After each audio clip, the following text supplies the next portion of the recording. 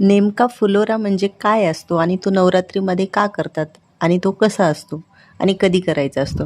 तर फुलोरा म्हणजे दसऱ्याला, हरतालिकेला किंवा मग महालक्ष्मीच्या वेळेस आपण फुलोरा करत असतो.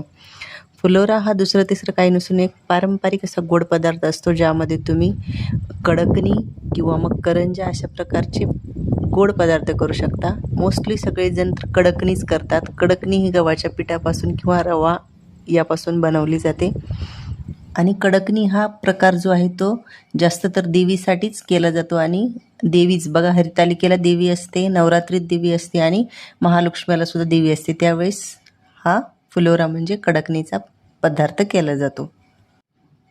तर हा जो फुलोरा असतो तो नवरात्रीमध्ये सप्तमी अष्टमीला तुम्ही करू शकता आणि त्या त्या दिवशी करून आपल्याला देवीच्या वरती बांधणीमध्ये बांधून असा वरती देवी डोक्यावरती बांधायचा असतो.